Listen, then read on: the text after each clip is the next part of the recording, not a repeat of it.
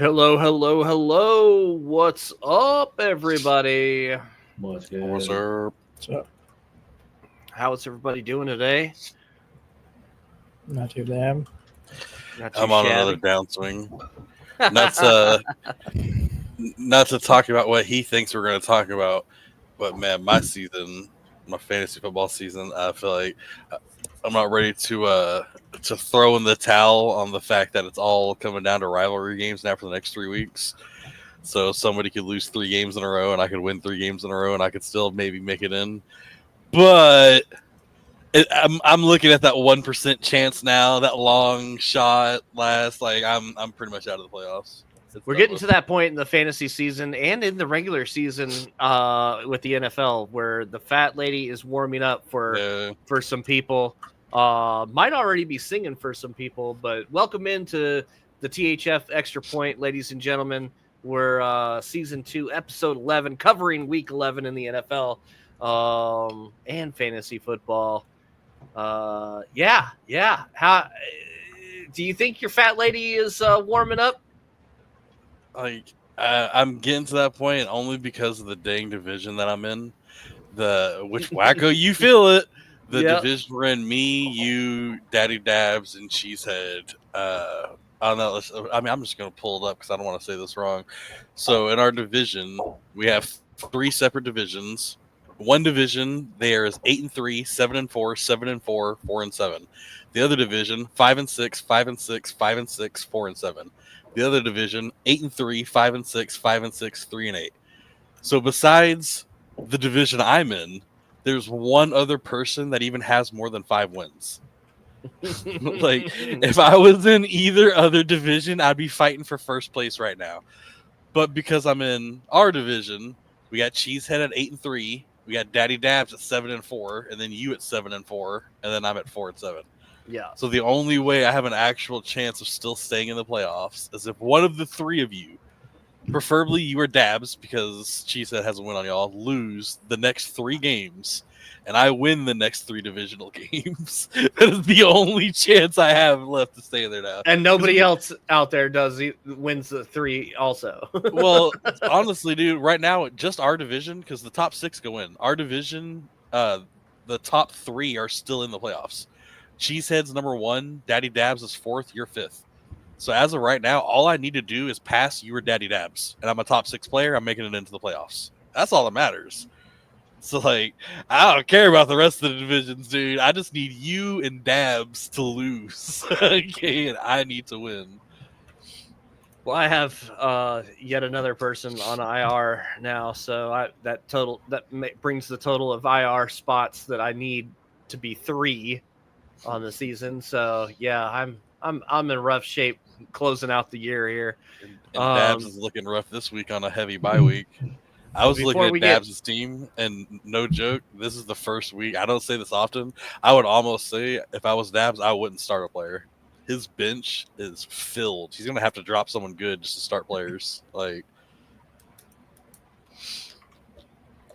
before we get too far into the fantasy season, we got to talk about the real games, the real field that actually impacted those fantasy football games. Where do we want to start tonight, boys? Let's not start with Monday night because that was the end of the week, and we'll save the best for last, right? Let's just go down the line in order. Well, we look at pick'ems and we'll just start bowler. One end and go all the way. That might keep us on track. Yeah, Sure. We can. It's a nice daytime outside right now in my house. Yeah, it's kind of bright there in Texas at I don't know, 8:30 at night. I'm so rich actually that I have a personal sun in my yard. I would kill for that. We got we started the Thursday night football this week with Washington and Philly. That was what were you thinking, Firestorm? Ray, you picked fucking Philly over Washington. I was right, surprised. Clearly. I was surprised to see how many people picked Philly. Honestly, Philly's on the up and up, and Washington is a potential fraud. Philly is, dude, but I don't know, dude. I don't know about the Washington comment. They could be. It's still Washington, dude. They could be, but I don't know, man. Jane Daniels is too badass, I think. Yeah, the thing about record is not great against teams that are 500 or above. That's the problem. The thing where I do agree with Ray is the fact that they went from really bad to really good.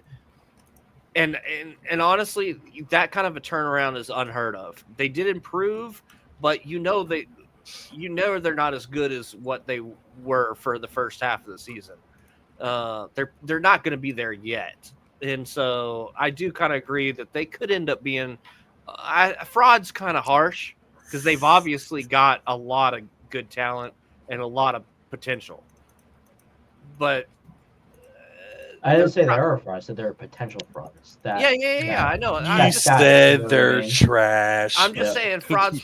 Even using the word is kind of harsh because they're definitely they're outperforming everybody's expectations. So coming back down to earth is probably more accurate. Honestly, I feel like if the Commanders lose, I almost said it again. I'm like, if the Commanders don't get us canceled, bro. Lose the rest of the season. Nah, screw that, bro. They're the Redskins. I know, right? I feel like if they lose the rest of the season, every single game, they will still have done better this year than almost anybody thought they would have.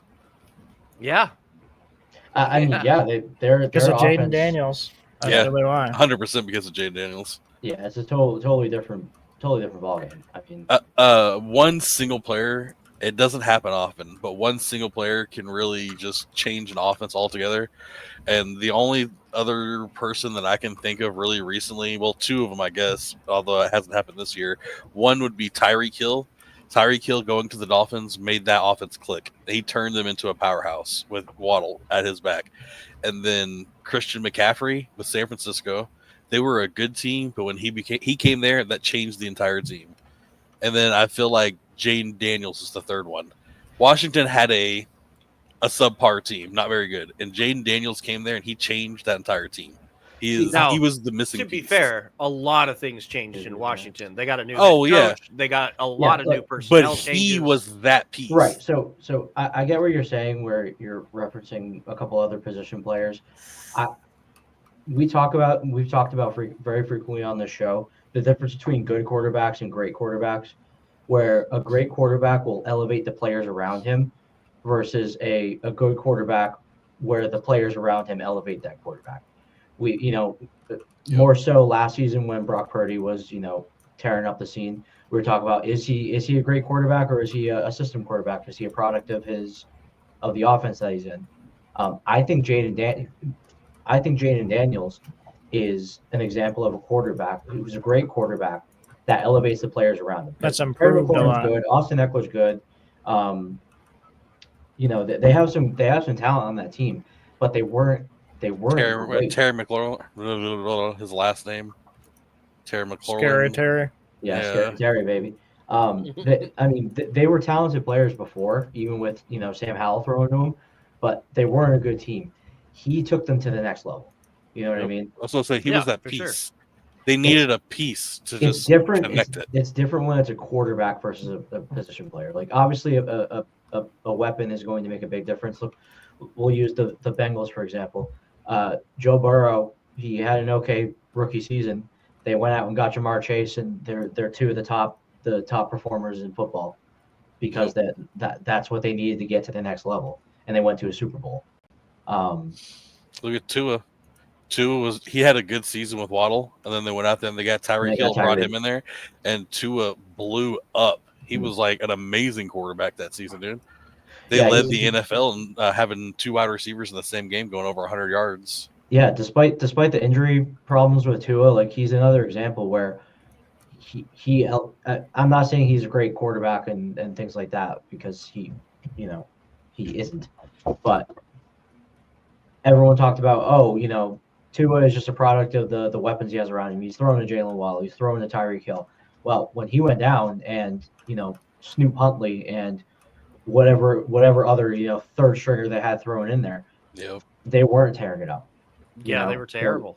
they weren't just a plug. It's not just a plug and play. It's you like can't just put any Tua may only be a B-rated quarterback or like maybe like an A-, but he's still better than a D or F-rated quarterback. You know what I'm saying? Like you still need somebody who can accurately throw the ball at least within 2 to 3 yards. He's light years better than anything else they got. And to be fair, I don't think they need a S-tier quarterback to throw to Tyreek Hill, Waddle, and give the ball to a chain. You just need a guy that's good enough.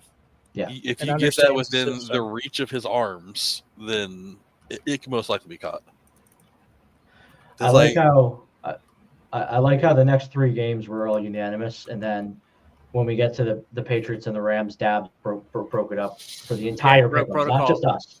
Not just us, but for everybody. But and there's a handful of us that Dabs and I both had games where we were the sole choosers for the I cannot believe that Cleveland lost, dude. New Orleans defense has been like one of the worst this season. Their defense has been ass. I thought Jameis Winston was going to eat that up, but it just didn't happen. I was surprised.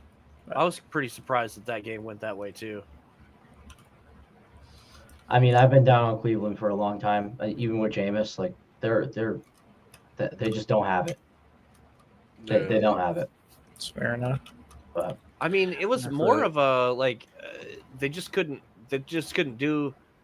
I mean, their defense didn't keep them in the game too. I mean, Jameis did tear him up for 395 yards and 2 touchdowns, but that was not enough because Cleveland's defense didn't do anything to stop the Saints 35 points. Which, can we just point out how crazy that is, man? That the 2 top defenses in the NFL last year are now 2 of the worst defenses in the NFL this year.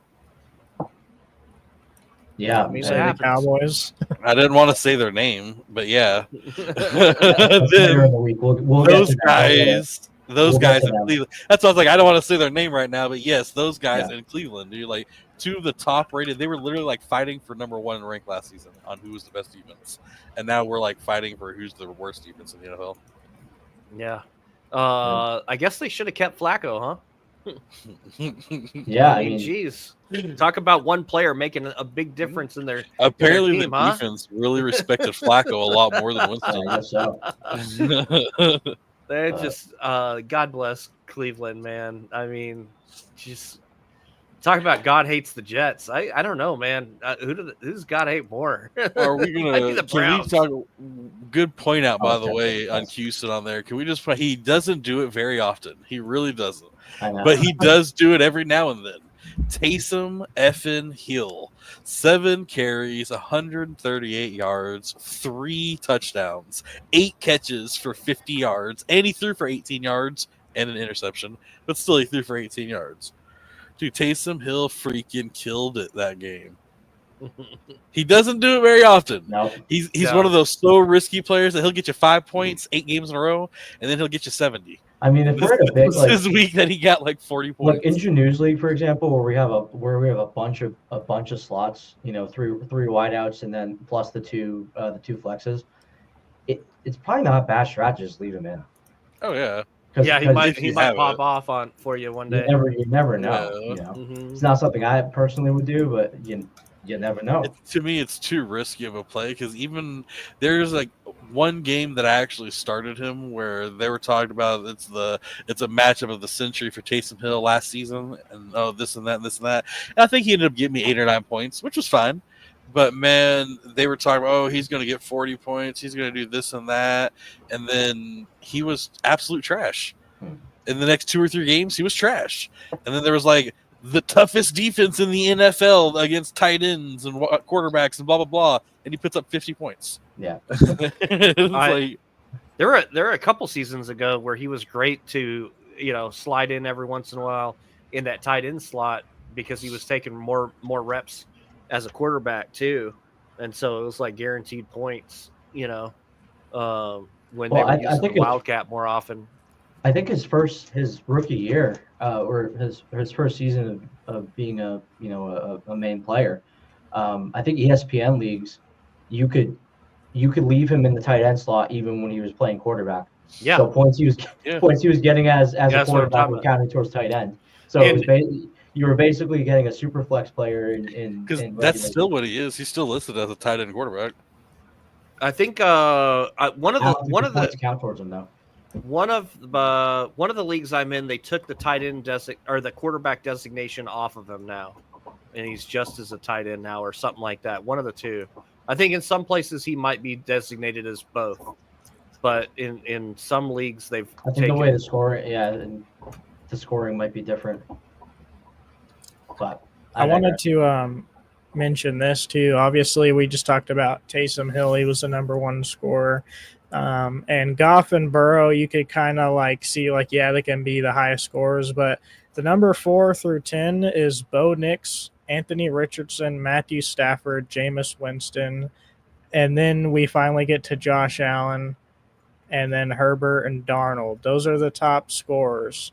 Jalen Hurts is all the way down here. Derek Carr is all the way down here. Mahomes is all the way down here. Drake May scored more than Hurts and Mahomes. It's just a weird season for quarterbacks and wide receivers. Yeah, it really is. Offense is down. Yeah, like I don't know if y'all saw what I posted, but at the same exact week last year, all the top 10 wide receivers had plus 800 yards, and now this season only the top 2 wide receivers have over 800 yards. It's weird. Only 2 of them, right? That's crazy, dude. I mean, remember Wakko was pointed out that Justin Jefferson this season? At the time, he had only had like 1 or 2 games over 100 yards receiving, but he was like number 2 or 3 for receiving yards at the time. That's crazy, dude. Absolutely crazy. Yeah. Does CeeDee Lamb even have a 100-yard game yet? One. I think he had one. I think he had 1 game he's over still 100. a top receiver this year just because of how fast wide receivers have been. Yeah. Amon St. Brown, I mean, obviously he went off. Who in Detroit did not go off this week? Very literally. Every single player. Everybody. I mean, man, if you had anybody on Detroit in your fantasy lineup, you probably had a good week. It was nuts. And 52. What they score? 52-6. I think it was. They won. 52-6. I mean, legends say they're still scoring to this day. Like, I mean, it's insane. The reason why it's so crazy, I feel like, with the Lions is that this is the 2nd or 3rd time this season now that they put up over 50 points on a team. I think it's third. That to me, the third game, yeah. And to me, they could have easily, and I know at least 2 of those games, they could have easily put up 70 to 80 points. But they pulled off the brakes heavily. Like the last time when we talked about it, when Goff had 80, 90 passing yards in the game, they put up 50 points. 42 points, yeah, they put 50 points, and their quarterback had under 100 passing yards at the end of the game. Just insane. That's what I'm saying, man. Like, these are teams that is a team that they could have easily put up 70 to 80 points on offense if they would have just let Goff throw it all game into the 4th quarter, never let off the gas, dude. It would have looked like a Madden game. Like, every single time their offense would have went out there, scored another touchdown. Their defense goes out there, gets 3 sacks and an interception. Their offense scores a touchdown in 10 seconds. Their defense gets 2 sacks and a fumble. It's like watching a game of Madden on easy. Yeah, for sure. Now, an ugly game this week was that Baltimore-Pittsburgh game. I can't believe Baltimore, who everyone's talking about how they're a Super Bowl favorite and Lamar Jackson's the MVP, and obviously you have Derrick Henry. How do you lose a game where the other team doesn't score a touchdown? That's amazing, mind-boggling to me, especially in that. I mean, don't get me wrong, Pittsburgh is a wagon. They're really good, but they also didn't score a touchdown. So right, dude, the freaking Chargers, dude, they're 7-3 right now. I just wanted to point that out too. It's a big difference from last season. Yeah, Chargers are good. I mean, it's the Harbaugh effect for sure, but they've cleaned it up. Shout out to Dabs for picking them. In retrospect, obviously in retrospect we all should have picked them, but I remember going into the game, I'm like, why did I pick Cincinnati in this? But anyway, I don't know how you don't pick Cincinnati. Like I feel like Cincinnati, seriously. even the games that they've lost recently, were close games that they were in the games at the end against good teams. Yeah, but the Chargers are a good team. Yeah, but that's brand new news. Like that you go back to the first 8 games of the year, they were ass. I mean, it's not that new news. I mean, they're good this season. They really are. If it wasn't for the Chiefs in that division, we'd be talking about them as a contender.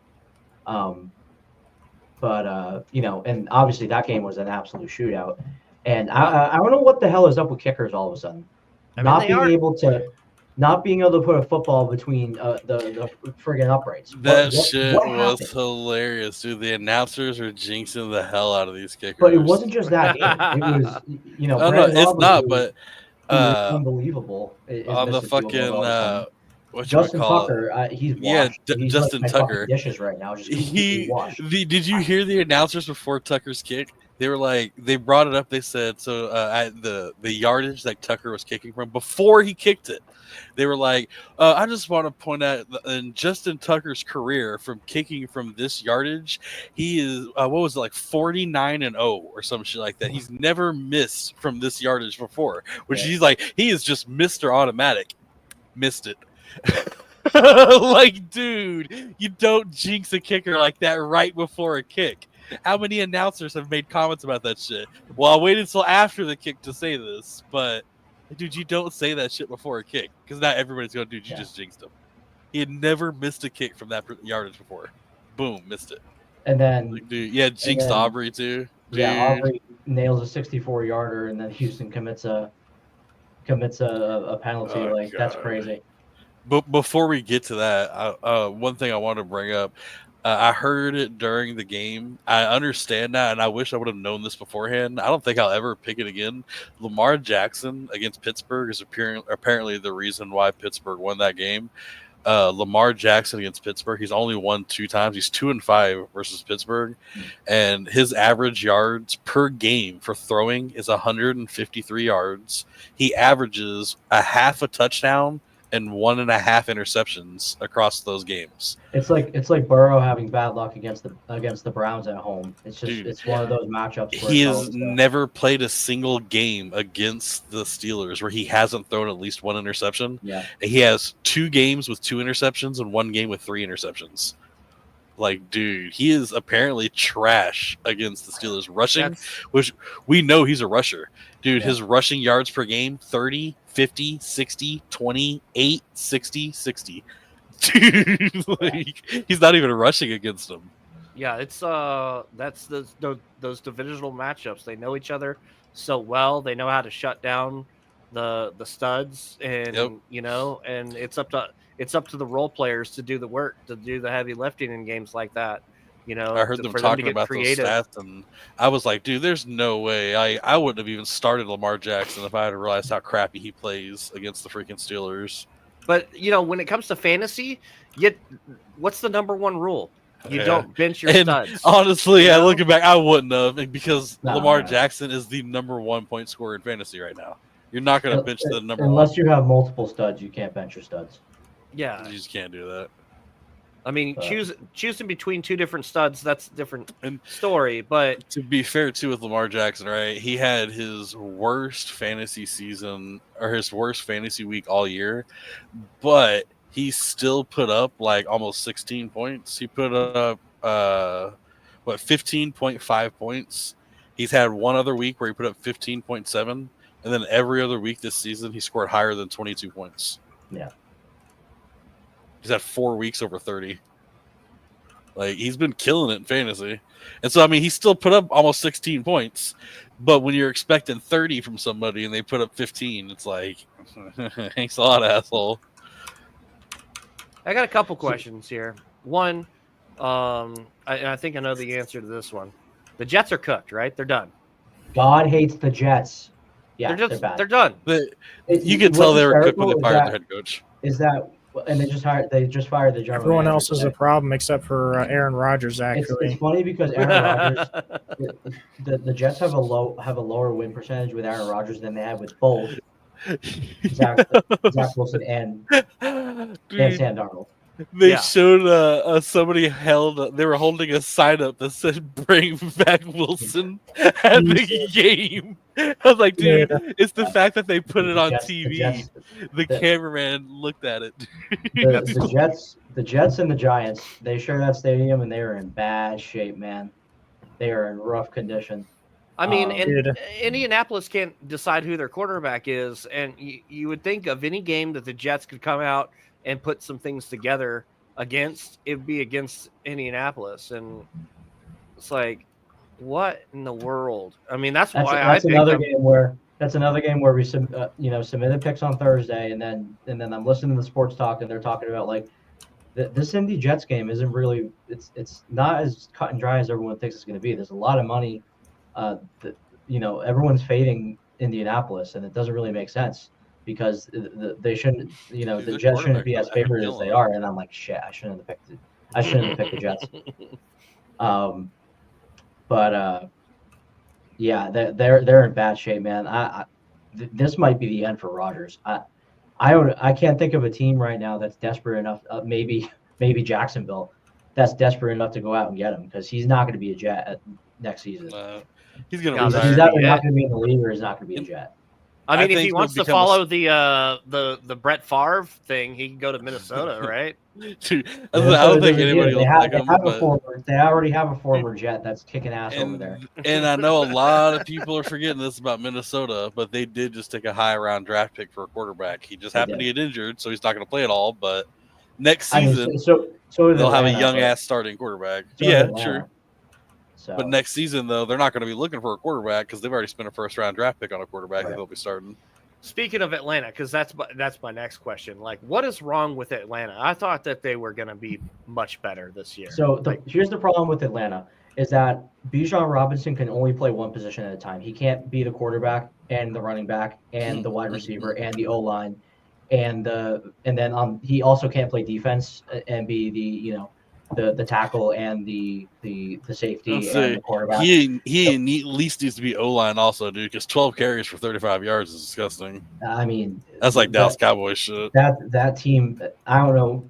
Look, I don't know what they were thinking by turning down Belichick, and it's just another example of them trying to master the success of the Brady and the Stafford effect, or in the Manning effect, where an all-pro quarterback is disgruntled with their team and they're not getting anywhere, and they go to another team and win the Super Bowl. It didn't happen in New York. It's not happening in Atlanta. They just paid him $1 Brazilian, and then they paid Cousins a ton of money, and then they drafted a first-round quarterback. Which Cousins was pretty upset about that, by the way. What are they doing? And it turned out Belichick. Dude, it's the same thing last year, dude. Last year, they had, going into the offseason, they had Tyler Algier, who was backup to Cortland Sutton or something like that at the time. I forget who he was backup to. Cordell Patterson. Cordell Patterson, that's who it was. He was backup to Cordell Patterson. Dude, Tyler Algier was killing it. And they were like, okay, so we have a super young, super talented running back, and we're getting rid of Cortland Sutton. So let's go.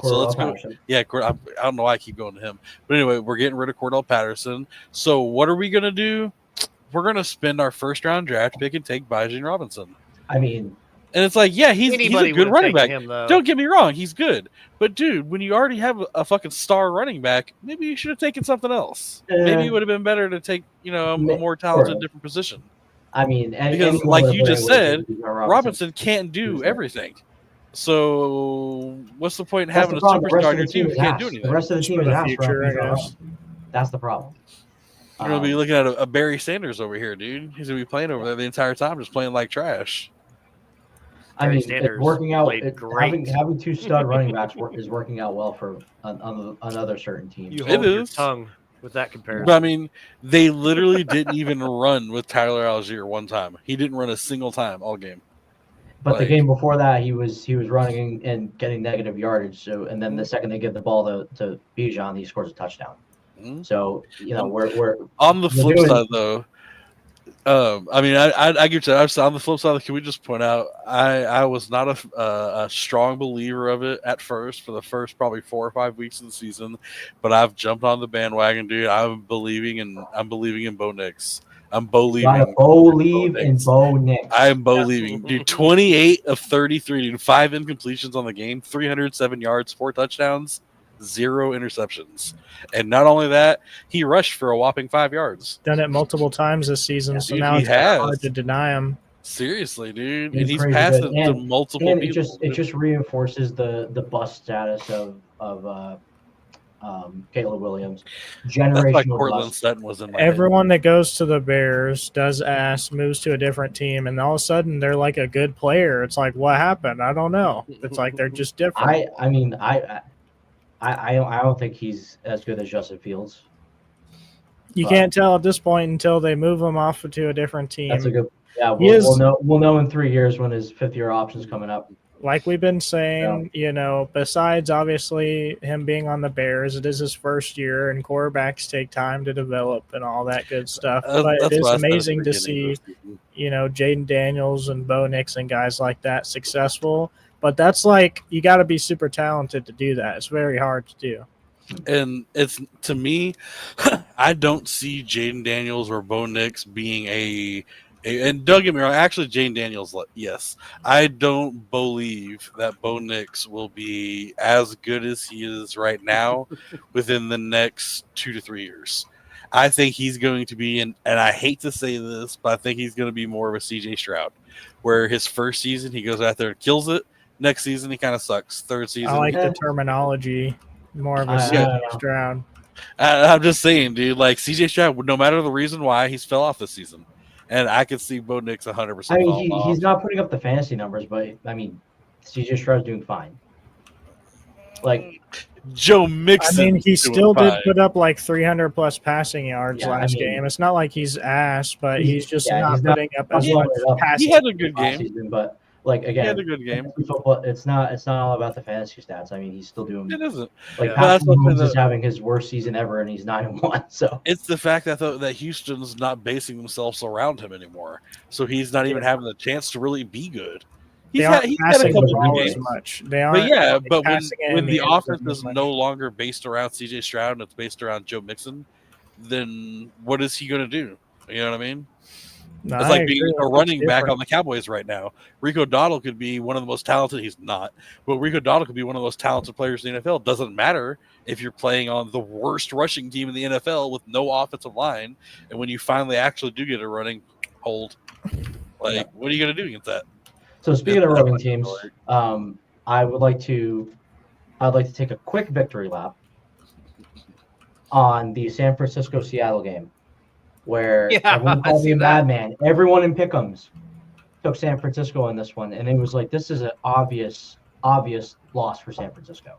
I'm just joking, by the way. Like, it was really a toss-up, and I even mentioned that in the last episode. I'm San Francisco's supposed to be better. Christian McCaffrey's back, bro. But, I'm telling you, when Brock doesn't have his weapons, I'm telling you, these divisions, especially in the NFC West right now, where it's just such Smith Najigba, bro. Yeah, like Smith Najigba, my fucking man. I'm surprised nobody else picked Seattle, because this was one of those games where it was a toss-up. Even going into now that CMC's back, he played like trash this week. He really did. CMC got me like 14 points, 10 points, some crappy ass shit like that. But even though he had a bad week, I feel like CMC being back now means that the San Francisco 49ers are fully back to, we're going to be winning most games. I find it hard to pick against San Francisco again now that CMC's back. Well, had I known that Kittle was going to be out at the time, that because Ayuk's already out. Now that he loses Kittle, so he's in. Is Debo out or? No, Debo was in, wasn't he? Yeah, he was in. Was he in?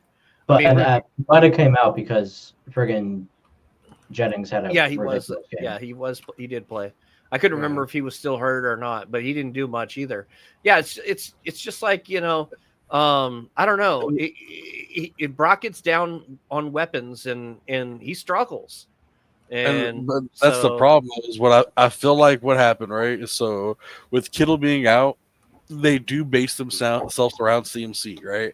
But they usually have Ayuk and Kittle and other receiving threats that you can't just ignore. Like if you're going out there and you get whoever the hell the backup is to George Kittle out there, you might throw some dude screening over next to him, or who to play a little bit of zone coverage on him. You don't really got to worry that much.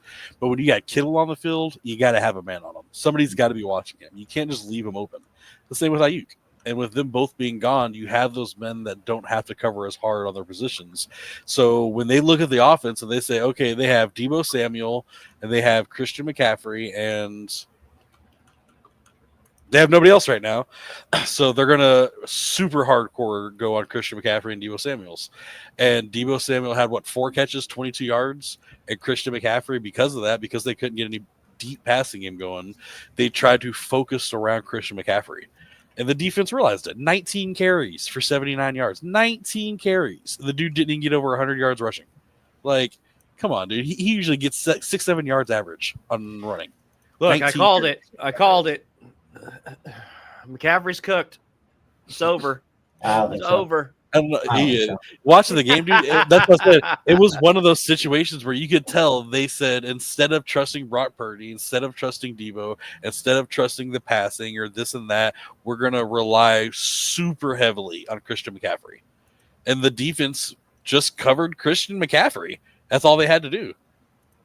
Brock Purdy was either going to throw it 3 yards deep or go to Christian McCaffrey. Those were their two options. Yeah, I mean, and if he's only throwing 3 yards, just pull all your people in. Look, to be fair, like CMC's first game back was against Tampa, which they have a really good run defense. They shut him down. And then this past game was against Seattle in the divisional game, which have been crapshoots all season. I think he's just kind of trying to get his feet back underneath him. I think the next few games his production will go back up. And think about it like this too, with Kittle being out, right? Especially if they have to make it when they're trying to make a playoff run. He's going to get back in the 100%. But no, like too, with Kittle being out, so Kittle's a mid threat. The tight ends are always mid threats; they're not deep threats, right? So if you have a tight end like Kittle who's playing a good mid threat on your passing game, that pulls the linebackers back and forces them to not have to so hard push on the run. That allows CMC to have better rushing games. If you have no tight end threat, your linebackers are going to be up close to the line all game because your quarterback's not going deep anyway. He had 180 passing yards or some shit, but he only threw 4 or 5 incompletions. Like, he was throwing a lot, just not very deep. So nobody had to play deep. So if it's a run, everybody's already there. If it's a pass, everybody's already there because it's a 3-yard pass. Like, there was just no mid threat that actually took anybody away from Christian McCaffrey. You guys ready to talk about the game of the week, the title game, the AFC title game, Kansas City versus Buffalo? That game, man. I hate Buffalo as a lifelong Patriots fan, but I hate the Chiefs, man. I'm so glad. I wish I would have got it a week or two ago, but I am glad that I finally can stop every week just picking for Kansas City to lose. And I hate to say it, I'm still gonna favor them in most weeks, but not like I said, I never bet out of a run, and now I can finally actually exercise. And they still barely lost at the end. And I'm telling you, even when Josh Allen rushed that touchdown, I'm like, if they don't go for a 2-point conversion here and they still keep it 1 score, Mahomes is going to march right down the field. He's gonna score a touchdown, and then they're going to be successful on the 2-point conversion. He's going to force overtime. He's going to win the coin toss and just pound it right in and get another touchdown. That's what the Kansas City refs do every single time. And luckily, it didn't happen. Thank God. Every single time that the Kansas City refs get put into that position with Patrick Mahomes, because they always go right down the field score. It's bad enough that we have to hear them, unseat the Patriots with their back-to-back Super Bowls. Now the discussion has been, they're going to 3-peat and they're going to go undefeated. So I'm thank you, Josh Allen, for doing something. And actually getting the job done, and now we can exercise discretion throughout the rest of the season. So I think everybody. I think most logical people knew that they weren't going to go undefeated. They just don't. They don't have a anymore. Clearly dominant team. You know, if they were, you know, if they were dominating people like Detroit's dominating people, then I'd be like, yeah, you can't pick against them. You know, they're going to go undefeated, but they haven't been. They've been winning a lot of close games, a lot of games that a lot of people are pinning on the referees. You know, games that they should have lost. You know, whatever. I think anybody knew it was a matter of time before they were.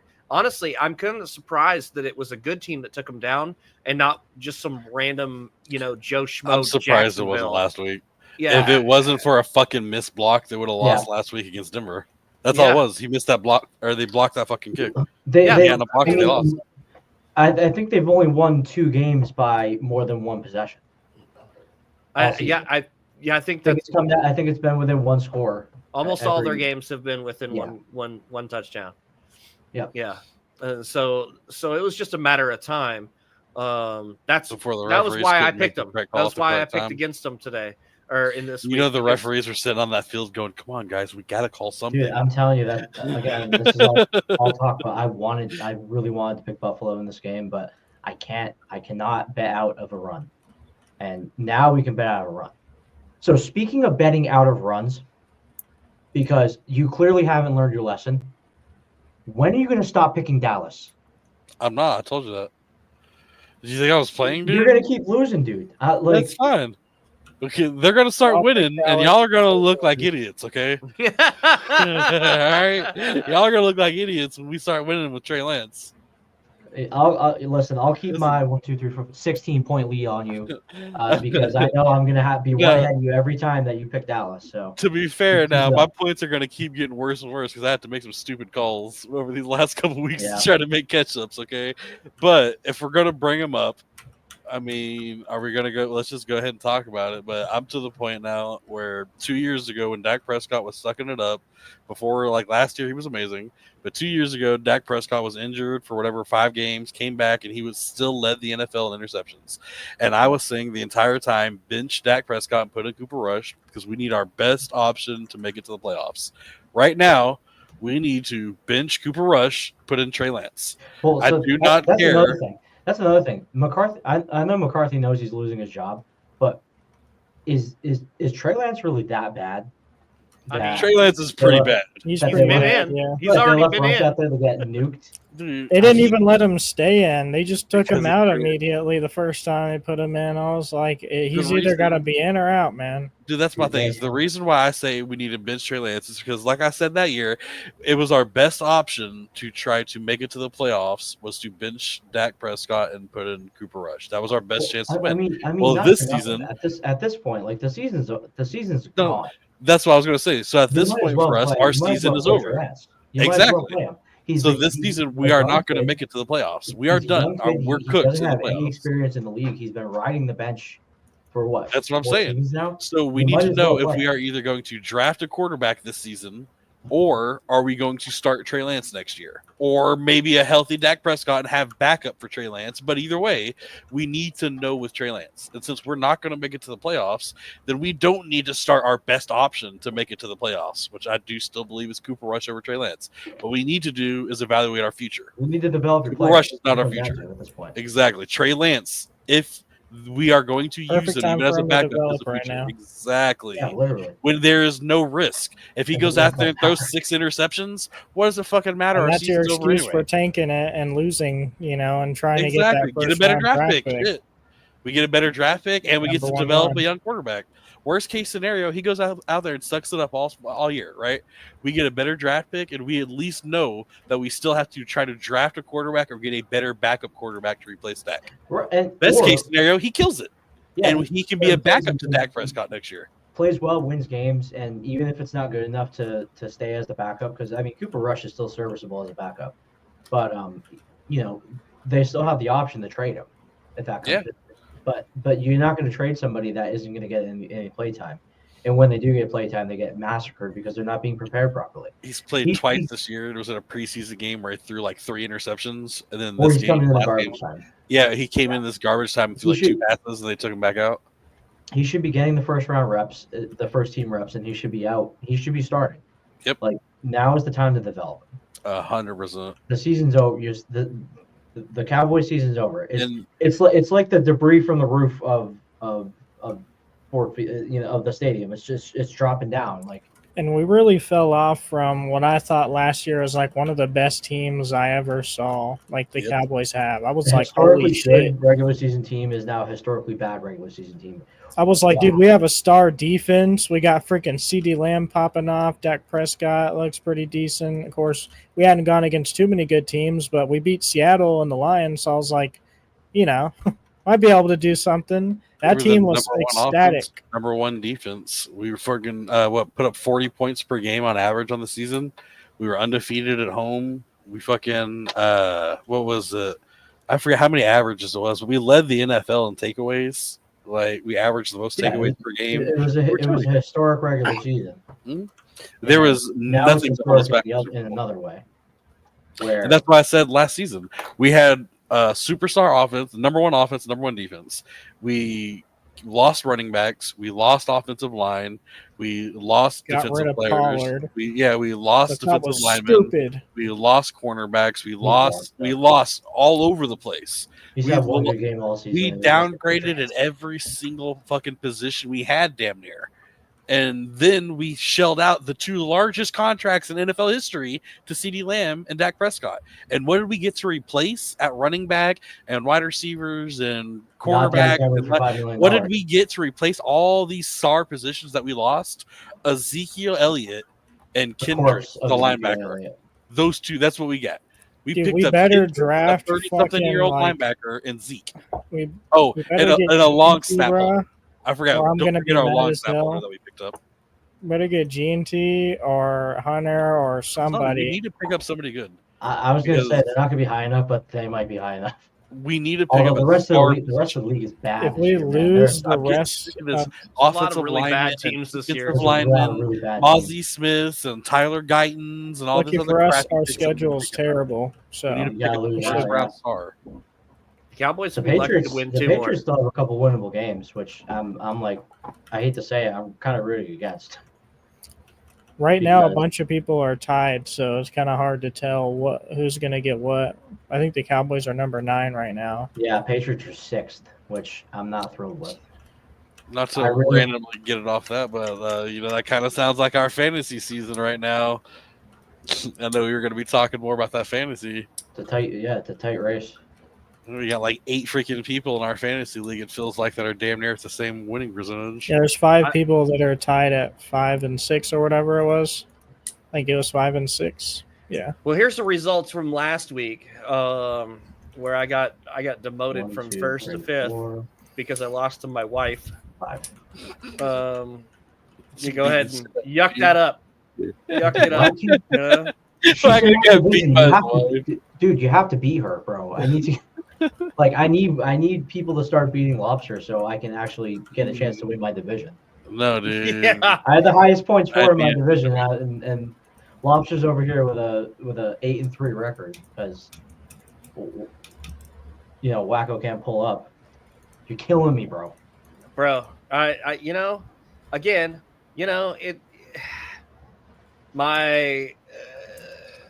I have 3 players on IR, Dak Prescott being the 3rd. And, without Dak, hell, CeeDee Lamb might as well be on IR too. So, I feel like I'm down 4 players off my starting lineup right now. Whereas I was one of the top scoring teams in the league and in first place. And now I've dropped down to 5th. And I've lost 3 of the last 4 games, I think, 5 games. So I'm having a rough time here, and she popped off this week. She had some players pop off. What did she have? Ertz comes out of nowhere. I didn't even know the guy was still in the league, and he pops off for 23 points. And that just started off the week, and I knew I was cooked because my tight end was that same morning. I find out that Kittle was out. So I had to go scramble. I picked up Hunter Henry, who, is basically good for a placeholder, I guess. but there's not a lot of depth at tight end. You know, when you got a good tight end, and you find out hours before kickoff that he's not going to be playing, you're screwed at that position. So in my other league, I have Dalton Kincaid, who was injured, so he was out. My opponent had George Kittle, who was out. So he texted me, "Hey, make sure you swap out your tight end." So I put in Mike Gesicki, who scored 0 points. So between the three of us, our tight end between the two of us, our 3 tight ends scored 0 points. Yeah. That's, I mean, rough go. Yeah. Not a great tight end market right now. No, there's really not. I mean, even the ones that historically have been good, like Mark Andrews, is not been great. Mark this Andrews year. fell off last week. Mark Andrews had a bunch of shitty weeks, and then he had a bunch of good weeks in a row. That's what I mean. He's been pretty bad. 2 catches for 22 when you look at the whole year as a total, he's been. I mean, last year he was the number 1 tight end, wasn't he? Was it last year or year before? So look, in the last 1, 2, 3, 4, in 5 weeks, right? He put up about 160, 70, 90, 100, put about 135, 140 yards. On the season, he's at 370 yards. So, and also he's put up all of his touchdowns in those same weeks. Yeah. So he's put up about almost half of his yards and all of his touchdowns in 5 weeks. I am very happy to be a Brock Bowers owner. Yeah, you lucked out with that one. Dude, I took him. I knew we were getting a good player with him. It was like taking Laporta. He was one of my pissed off at you picks, dude. But he was on the Raiders, so it's hard for me to understand why they took a tight end when they already had Mayers, and they at the time had Devontae Adams and Jacoby Myers. So you're just like, what is that supposed to do for the offense? They need a quarterback. He's good, though, man. He's really I good. agree with that, it's like Atlanta taking Bijan Robinson. Brock Bauer, I always call him Bijan Robinson. Brock Bowers, man, I don't even pay attention to college football much, and even I knew that dude was like top end. He's like MSJ. Yeah, dude, he was like a top end. You have to take a player like that. You can't not pick him up. If they're available, you have to take a player like that. I was 100% ready to pick him up in our draft, and this asshole here took him. And I remember even after screw you. I remember I was like, well, at least I'll still get Ferguson. That went so well. So yeah. And can I just point out real fast before we move on to the next fantasy football game? Because mine fell off. But I know you still haven't watched it. You and Lobster need to sit down and watch it because y'all will laugh y'all's asses off together. Y'all need to watch The League because literally The League is happening right now to you, Wakko, and he's never even seen it. There's a season of The League where the commissioner, Kevin, his wife, finally gets into their league. In the first season, she kicks his ass. And she's doing badass in the league. It's happening to you, Wakko. Y'all need to watch that, dude. It's hilarious. You'll love it. I know you'll love it. And I blame Ray. I blame Ray. Because Ray said something early in the season about something about me helping her with her team or doing her team for her or something like that. And I hadn't helped her a bit. And I helped her a little bit. She's gone crazy. Remember we were fighting about her trading one of her picks away, and it clearly hasn't affected her at all. Yeah. Oh yeah. Everybody, I even told her. I said I didn't like the fact that she traded away Kelsey. I was like, because I didn't think she got good enough stuff back, good enough back for her. Especially since she traded Kelsey for Andrews just to drop Andrews. Solely atop of my division, which. And I picked up. Yeah. Well, you can be as knowledgeable as you want, but fantasy football just don't make sense sometimes, and that's just how it is. She traded Travis Kelsey away for Mark Andrews to then drop Mark Andrews into free agency, and is now number 1 in our division, number 1 in our fantasy football league. No matter what decision she makes, I'm in the playoffs right now, but man, she's like, okay, so there's an episode of The Office where they have a poker night, and Phyllis is playing poker, right? And Kevin, another character on The Office, he's like, I'm pretty confident in poker. I've been to 3 final tables in the World Series of Poker and blah blah blah. And so Phyllis is at the last hand. She's looking at her cards. And she goes, all in. And Kevin calls her. And she goes, is this good? And throws her cards down, and she wins and beats him. And that's Nick right now. We're over here like we've been playing fantasy football for a decade. We know how all this shit goes. We got our stat websites. We got all this shit. We got this left and right. And Lobster comes in here and she's like, I'm gonna drop Mark Andrews. I'm facing her this week, man. Did I just take first? There go my playoff hopes. What happened? Is first good? Yeah, right. Hey, we'll give Q some props here too. I mean, he went from the team that could barely win a game last year to right now he's sitting in 3rd place. Dude, it was literally a question at last season if he was actually going to win a game or not. Yeah, I know it was for me also, but I think Jacob was his first win and I was his second win. Me and Jacob were his two wins last year. Nice. Now he does only have 5 and 6 at 3rd place. He's atop that division, I think. Crazy. So he's got the automatic 3rd place. If I was in any other division, I'd be 1 win away from being 3rd place. That's instead, I have to win out the season. I have to luck into an 8th place spot. We're talking about divisions. Here's your standings for our I have THF. 100 more points than he does when I'm behind him. Some bullshit. The Fire Jerry. Yeah, I'm gonna be taking that 3rd place spot, bro. I'm clutching it out rest of the season. I will say, Orange Creamsicles, man, he's finally catching up to me with his 7-game losing streak. He's catching up to me on points scored against. Yeah, he did good this week. He just had a bad matchup. He still hasn't caught me. He's on a 7-game losing streak, but he still hasn't caught me in points scored against. 18-20. Yeah, you've had a bad run. Now you haven't scored. You're the lowest scoring team in our division, also. So you can't totally blame it on matchups in our division. Oh yeah. It's not. But I'm just saying, even if I against your division first, if I took my same points for and points against and put me in any other division, my same record, I would damn near be 1 win away from being topped out on there. And if bullfrogs had wings, they wouldn't bump their ass when they hopped. Yeah. We can talk about what ifs. This motherfucking division. But the I mean the 0-3 kind of hurts when you go 0-3 in the division. Oh, dude, now we're back to the divisional. That's what I'm saying, though, dude. Yeah, because I'm still in the mix of it, dude. If I win out the next 3 weeks, the 3 divisional games, and somebody like you or Mr. Daddy Dabs, because both of y'all are at the same one, lose the next 3, then I'll be 7-7. You'll be 7-7, and it'll come down to who's got the better points for and all that shit.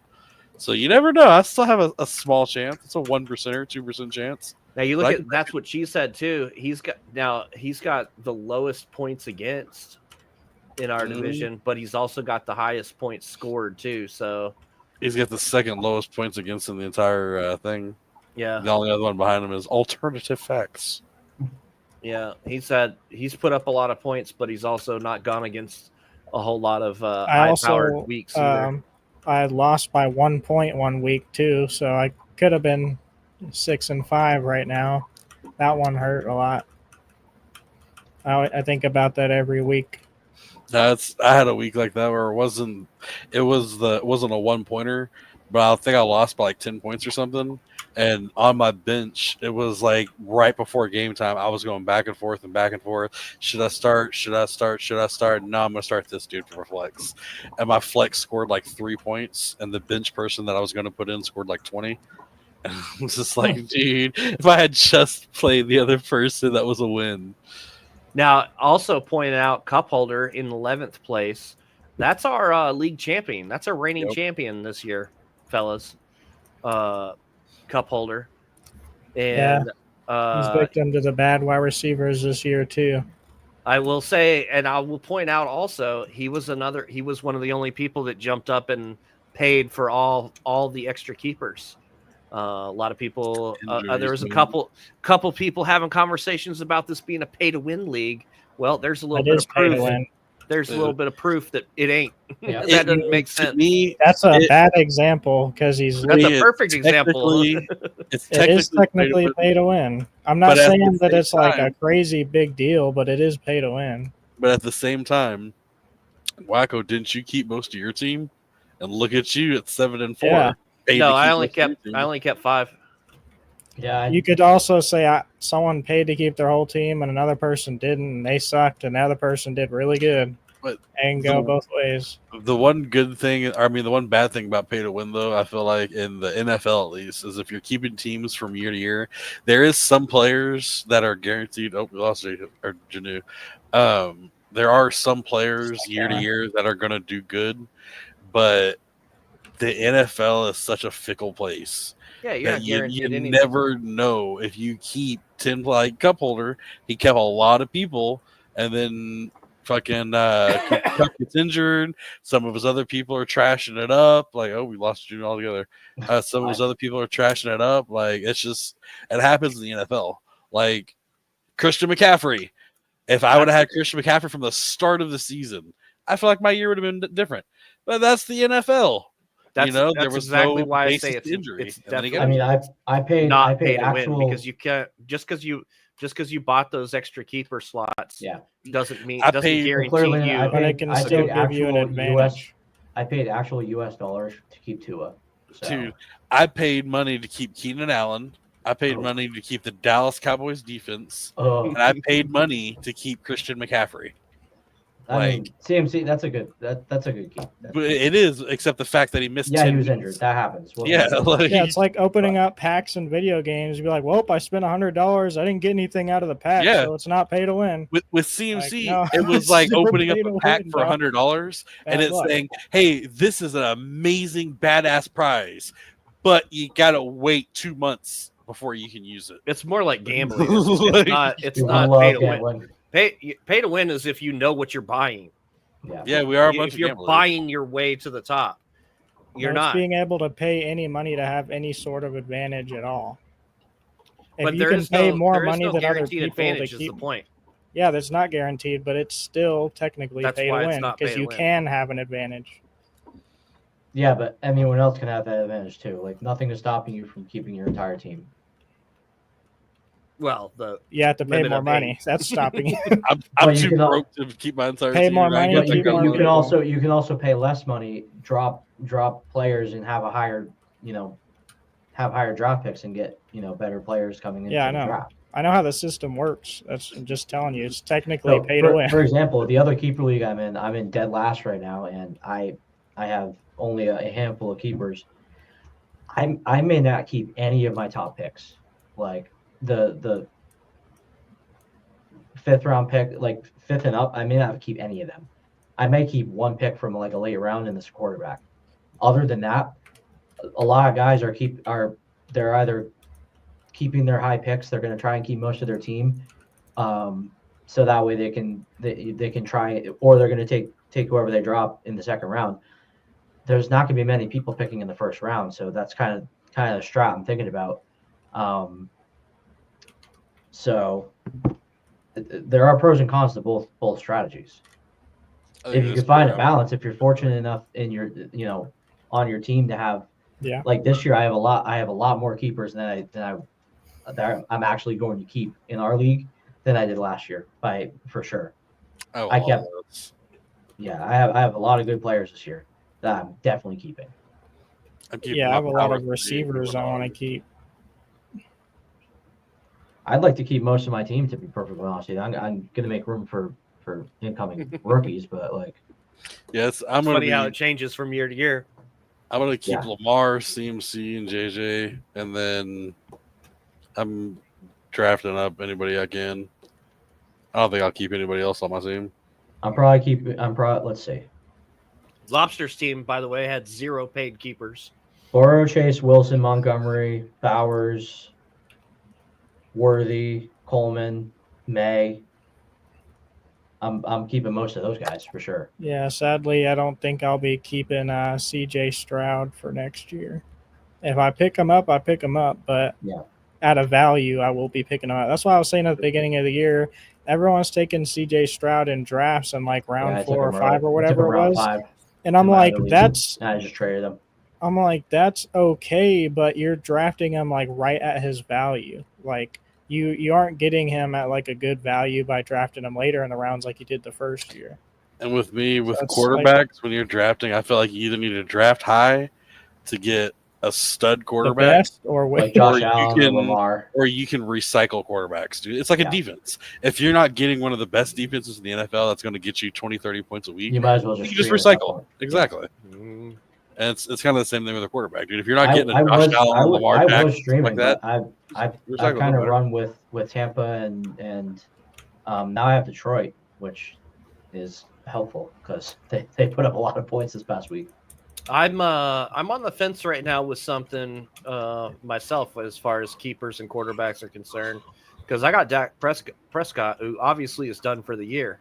He was a keeper for me last year, and that didn't turn out so well for the first half of the year, and now he's injured for the rest of the year. So I'm like, do I keep him and potentially have him as a keeper again next year, or do I just go ahead and drop him and take the risk of somebody else keeping him? Or do I keep him just to keep for anybody else from making him a keeper and just hold him and then drop him and redraft him?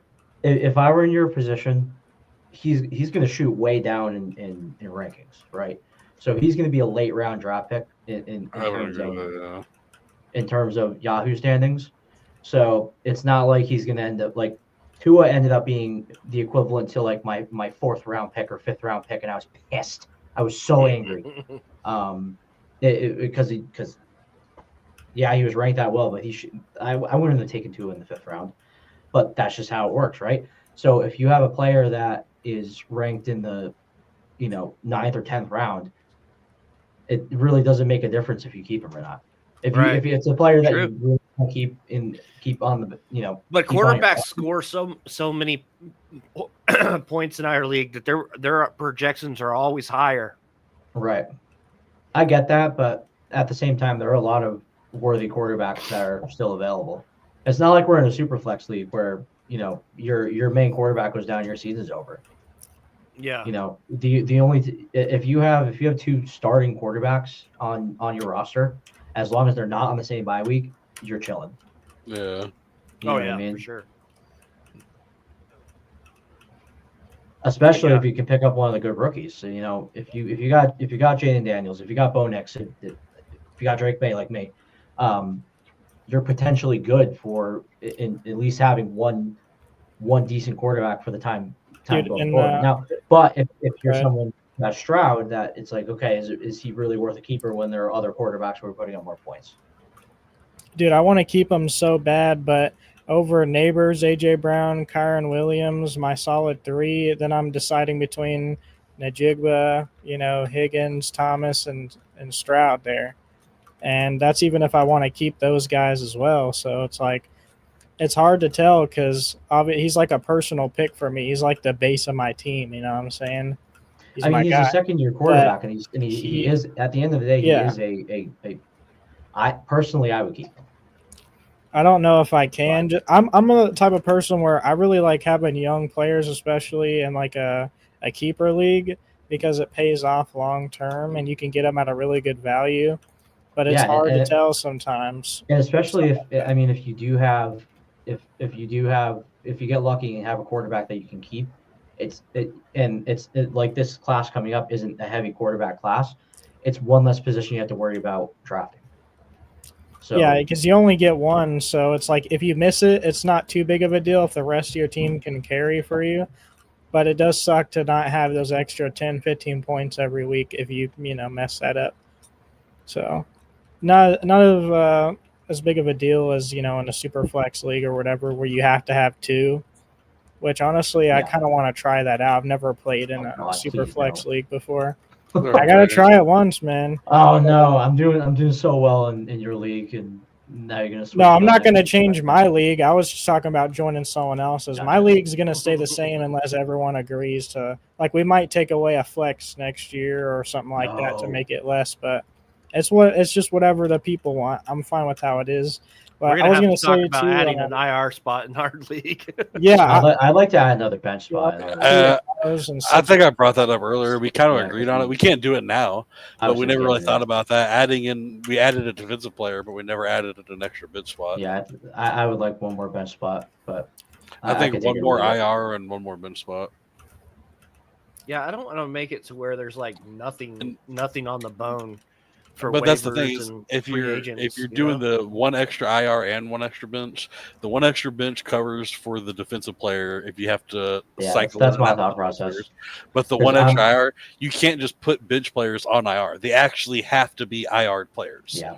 So I don't feel like adding an extra IR really matter too much. It's not like you can just 1 week go, well, I kind of want to keep this. Let me throw them on IR. You can leave IR players on the bench. I like holding deep players. You know what I'm saying? Yeah, me too. I like the beginning of the season. I would have been holding Sticky Ricky all season, or like Keaton Mitchell Ricky all Parcell, season. Dude, I drafted that MFer because I wanted to keep him until he got healthy and then start him, but I couldn't. I didn't have enough bench room to keep that dude. Like, drop him. Like when for example, I drafted Antoine Winfield as my IDP, and I also had Max Crosby. Those are two top defensive players, and it's like I ended up trading Crosby, but you know, it makes it more difficult to carry, especially considering bye weeks. Like it's hard to justify dropping a positional player that could potentially be a flex spot, especially in a keeper league like this, just to make room for another defensive player. Because if I drop one of my top performing defensive players in my IDP, then I may not get him back. Yeah, so, like that's what I would like another spot, but it's not the end of the world. Smith is questionable for me. So say Roquan Smith still hasn't had their bye week either, right? So their bye week is coming up, and not this week or next week. Week 14 they get their bye week, which is going to be the last week of our league. So this week he may be questionable. Week 13, I'm not going to not play him if he's starting. You know what I'm saying? Like he's fucking killing it this year. So I'm going to have to pick up another defensive player. I'm not going to drop Roquan Smith. Right. You know, like who do I drop off my bench? And it's like, even if I look at my bench, right? Kevontae Turpin, I'm not going to drop in. Keenan Allen, he's a keeper. I can't drop him. Nick Chubb, I still need a backup running back in case one of my people get injured. I don't want to just drop him. I guess I could drop Mingo, but I got people that I'm curious about. Mingo and Williams and shit. They got freshly traded. Like, they could take off. I don't want Mingo to come out there and all of a sudden be the favorite target to Cooper Rush and start having killer ass games. And I had to drop him to pick up a defensive player. See, I think you might be stepping over dollars to reach for pennies on that one, because that's the type of player where he hasn't done jack shit. And even if he does, even if you drop him and he does pop off, you personally have a good enough waiver position where you're more than likely getting back. Ooh, not since I've been winning a little bit more, dude. My waiver position's been a lot more into the mid now. I've been getting like the 8th and shit waiver. Right now, I'm on 10th again because I lost, but yeah, it's a reverse order of standing. So but I mean, that's what I would like to have at least one extra bench spot for that like exact position. Where right now I would need an extra bench spot to drop Roquan Smith to. I don't want to lose him, but at the same time, I kind of don't want to lose these other people. Yeah, I mean, I've kind of cycled through a few players. You know, I had Antoine Winfield. He got in. I had Max Crosby, traded him. I had Antoine Winfield. He got injured. I took Levante David. Antoine Winfield came back. I dropped Levante David. I took Aiden Hutchinson because he was going fucking crazy, and then he got injured. So then I picked up Brian Branch, and it's like, all right, so if I could just keep one of those extra players and not have it in the way of my position players, I would be a lot more comfortable. I wouldn't have to be bouncing around all these transactions on IDP, because they have made a difference. And some of these games where, you know, the margin of winning is, you know, 1 or 2 points.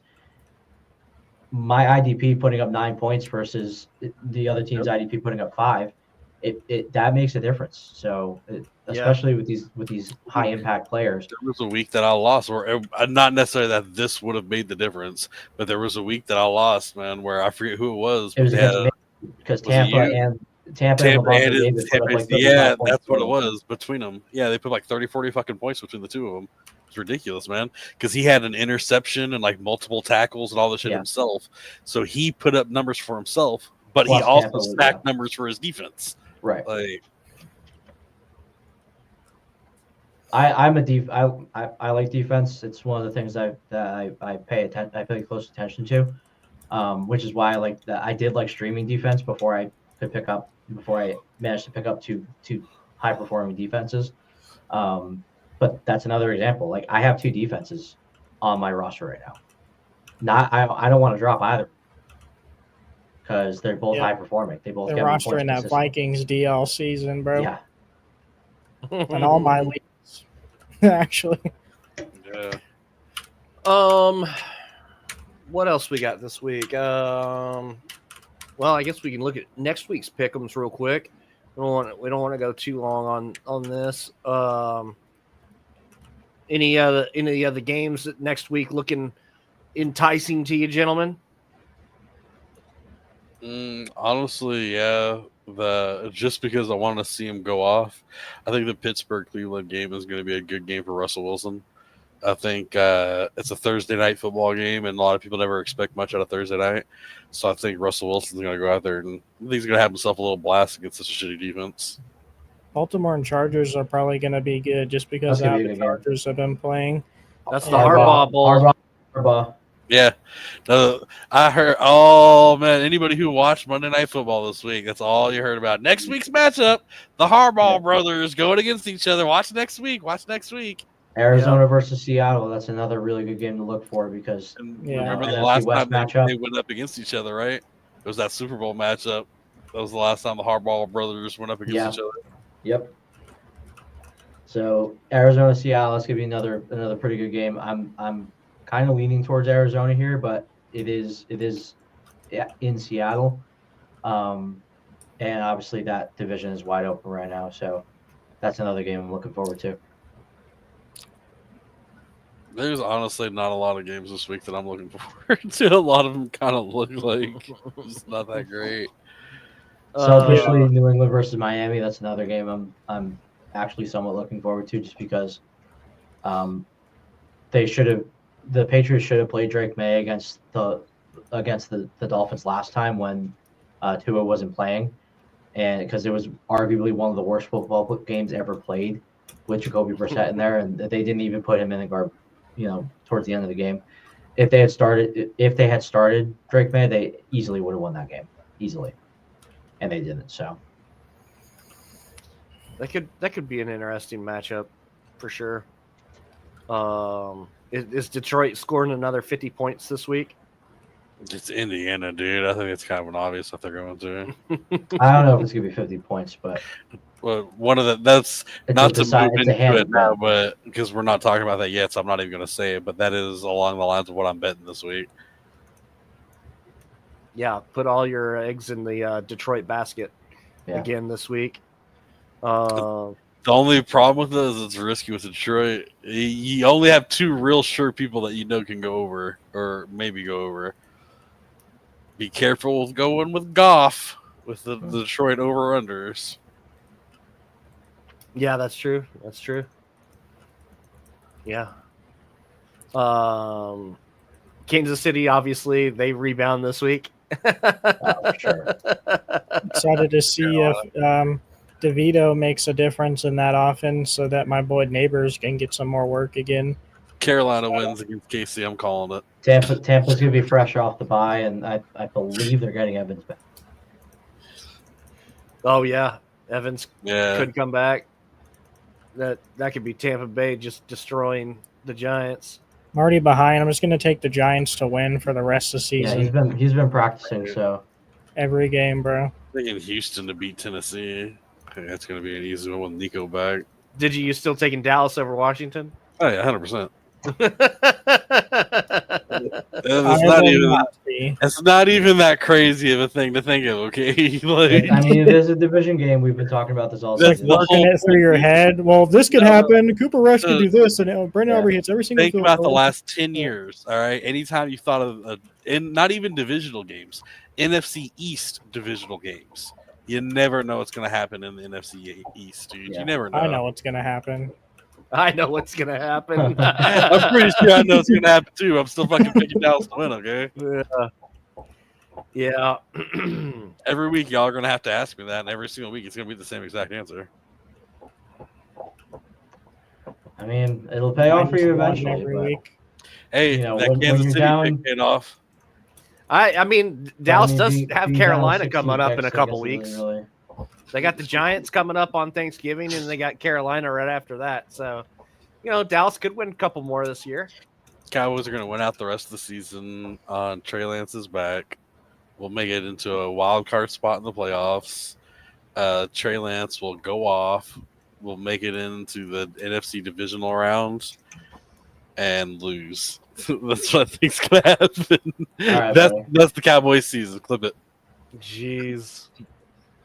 Trey Lance is going to come in and be a starter that we never knew.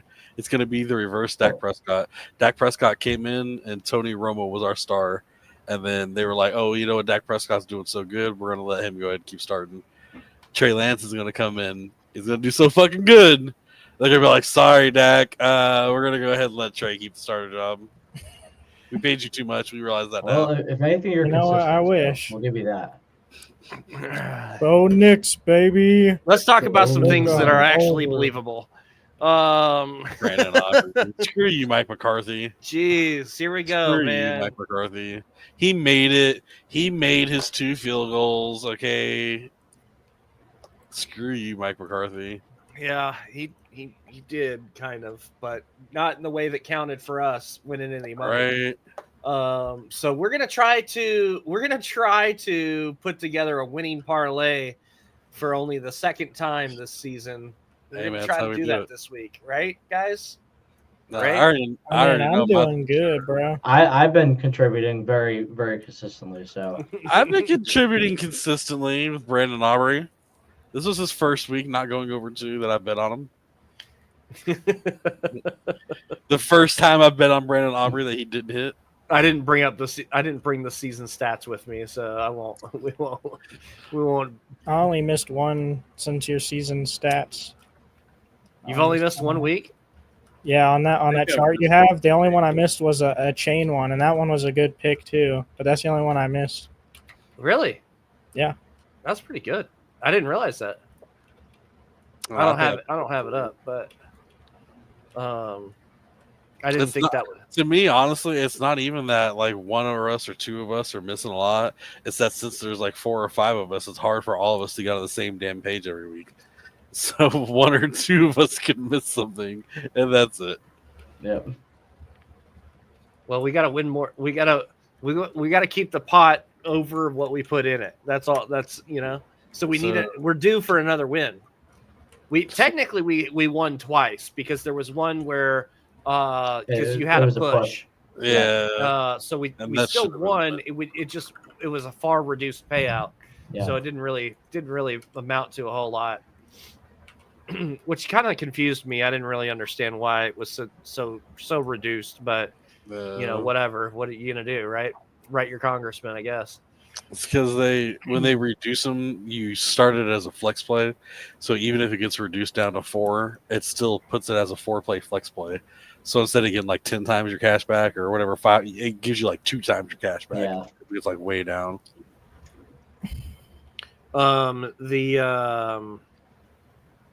You guys know what you're picking this week? Obviously.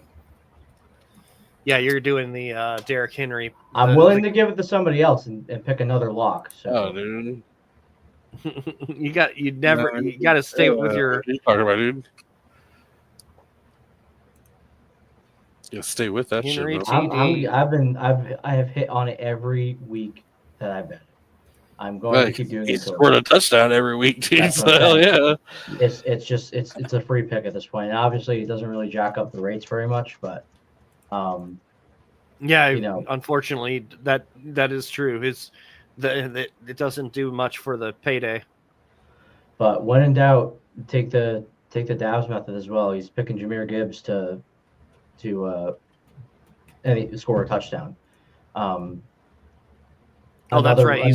He's going to go with Gibbs, right? Another one I've been locking in is David Montgomery anytime touchdown. He keeps, I think he's gone maybe 2 games without scoring a touchdown all season. And yeah, that's another good one. Last but not least, another lock I've been hitting, because I don't know why they haven't adjusted this, but Drake May, it's only over half a touchdown. It's not over 1.5. And most games I would still take the over 1.5, but like those are three or four bets in a row right there that they more times than not are hitting. So if you take any of those 4 and put them in a 3-legger, for example, you are likely to make money on Prize Picks or Underdog. The one I'm going to take, by the way, and I feel like it's just as much of a fucking lock with that, is ever since Jameis Winston. There's so many freaking people in the NFL that have names. Are you having a stroke? Freaking like each other. Anyway, so ever since he started at quarterback. What are you saying? What are you saying? Are you saying they all sound the same? That's kind of crazy. We're gonna get canceled here, though. I'm saying there's too many people in the NFL that have names that sound just like.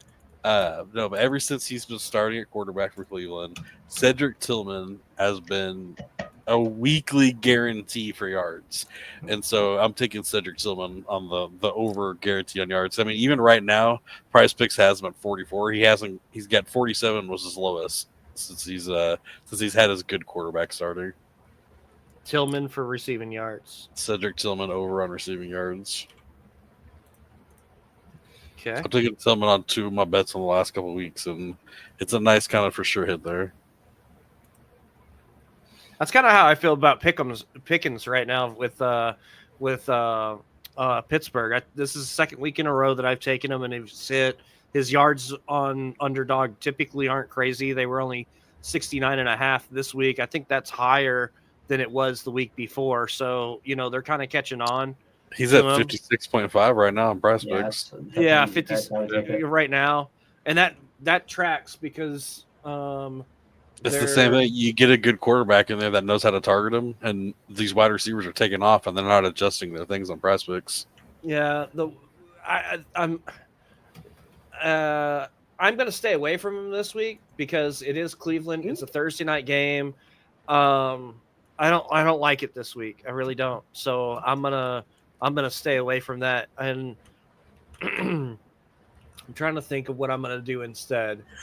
I've got a couple things rolling in my head. Obviously, Detroit is so juicy. I want to take on Monte Brown on things. I want to take freaking Montgomery on things. I want to take Laporta on things. It's like who on Detroit do you not want to take besides maybe Goff, because they can win a game with only him throwing 80 yards. So it's like, damn. If they get interceptions on Goff, that's a good pick. Yeah, right. Dude, I feel like almost taking interceptions on any quarterback this season is a good pick.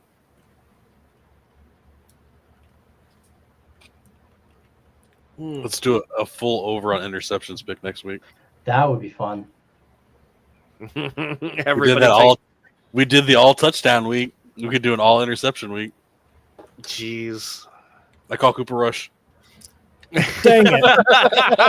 Everybody's like, shit. I call Jordan Love.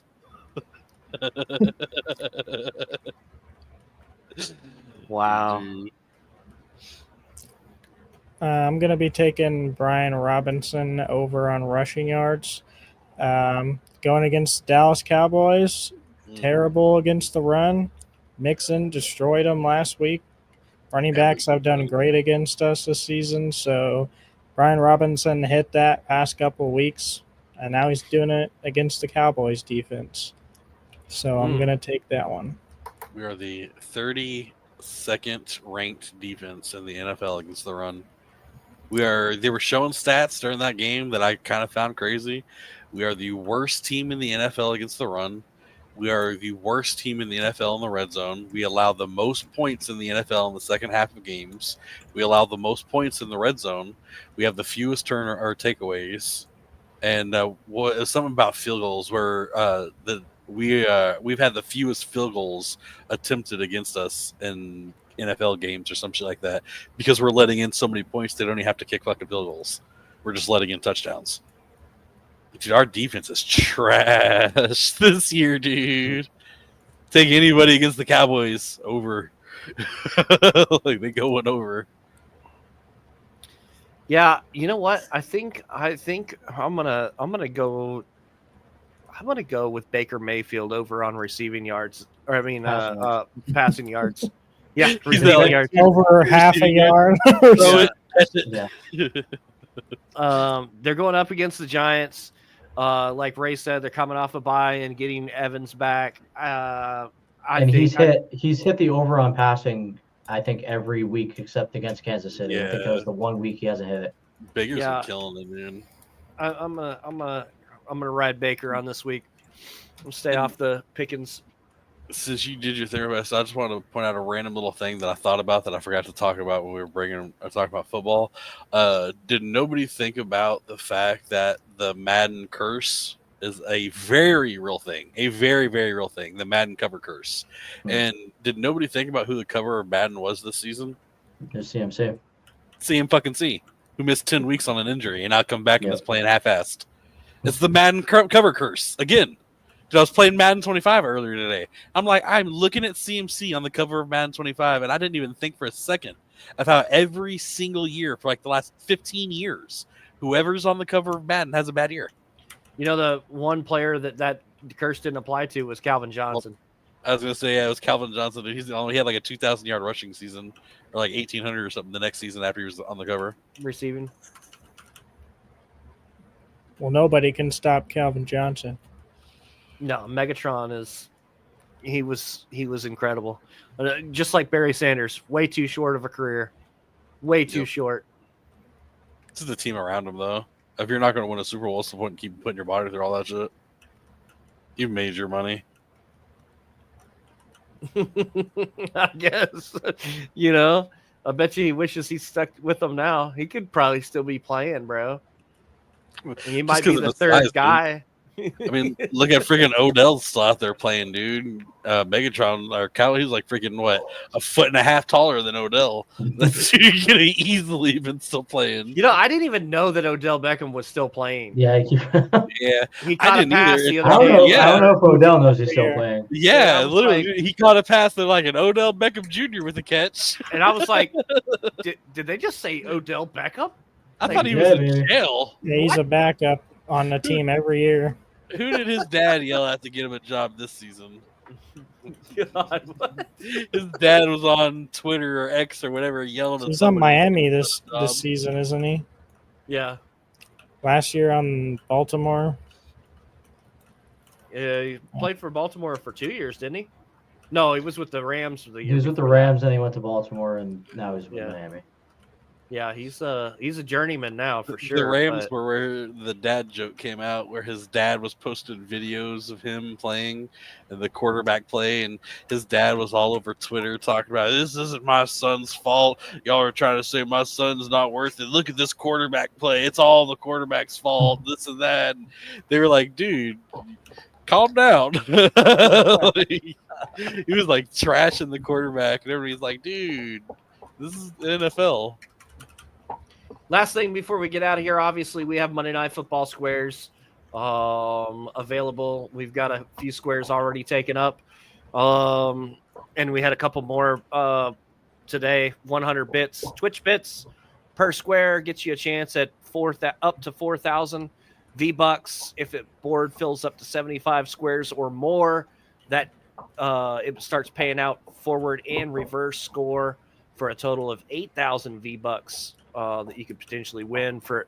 So if you're a football fan and a Fortnite fan, you don't want to miss out grabbing a few squares. Get a chance. Mine too. There you go. So just a reminder there. come by any of my live streams and drop down some Twitch bits, get you a square, and have some fun during the game. Which should be a pretty fun game to watch anyway. I mean, oh yeah, this could be a good game. I think this will be a fun one to watch, regardless of all the other storylines. Just for to see the two brothers go at it on the sidelines, you know. And like, besides even just the rivalry of that, like the two brothers going at it, it's the fact that like the Chargers versus the Baltimore, it's gonna be a badass game, dude. Like the Chargers, it's two playoff teams. It's two teams that are fighting for. They're both at 7 wins, dude. They're in the AFC, yeah. Exactly. Like they're both actually fighting for legit spots. Like right now, the Chargers want that number 1 spot from the Chiefs. Right now, the Ravens have lost their number 1 spot to the Steelers. These are two hungry teams that want their number 1 spots. Like I tell you what, a big game. The Chargers surprised me with their record because earlier I said they were kind of ass for most of the beginning of the season, and I didn't remember them. I didn't know that they snuck up to that 7. What are they, 7-2? 7. Yeah. 7-3. 7-3. Yeah, right now. Yeah, 7-3. Like one of their losses is to the Cowboys, so maybe that's part of the reason why I thought that they weren't that good. They also lost to Tennessee, you know. Yeah. So it's like, you know, I'm just thinking, I didn't realize they had won 7 games. I'm only thinking about who they lost to. Like, can I just put out there some of that? I don't think anybody saw this guy coming out here and being a killer for yards this week.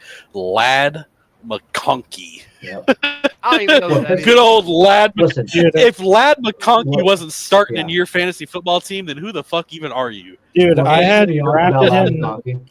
I drafted him so much, bro, but he ain't done shit all year long. Exactly, dude. That's the reason why I'm joking about it, dude. He was such a high target in the start of the season. What pisses me off about Lad McConkey is that he was taken with the same pick that the Patriots traded out of to take Jalen Polk, granted, Jalen Polk was really good at Washington, but he's fucking dog shit in the NFL. He has awful hands, and Lad McConkey is by and large the better player. The Patriots should have taken him, and they didn't. So I have a he's good. He's had 2 games all season where he's gone over 50, and then 4 games over 50 all season, but 2 games where he's gotten over 100 yards.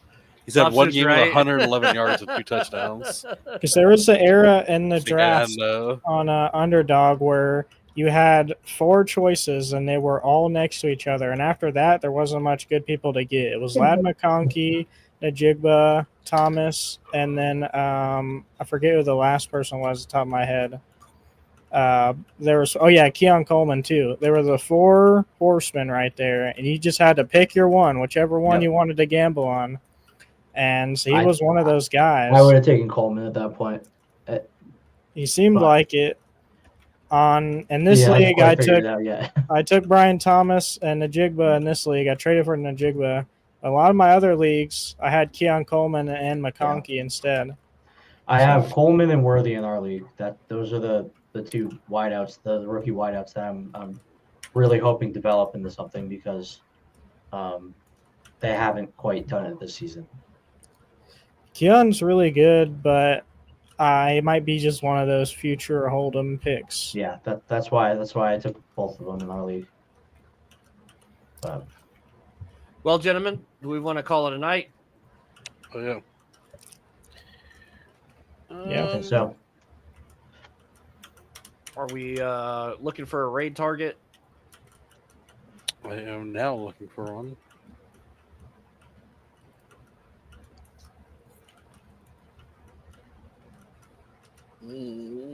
Oh, hey, Firestorm's on.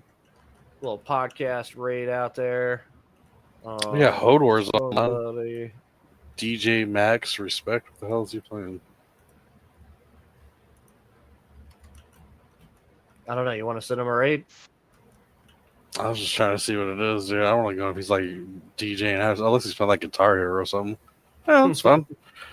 Hodor's a cool guy. I don't think we've ever raided him before. Well, let's go say hi to Hodor then. Go show him some of that THF love. Drop a bunch of the emotes if you're subbed and have the emote access. Just tell him where you came from, THF Podcast Raid, and show him some love. Stick around, drop him a follow. He's a good dude. And I'm going to start my raid now. I started mine also.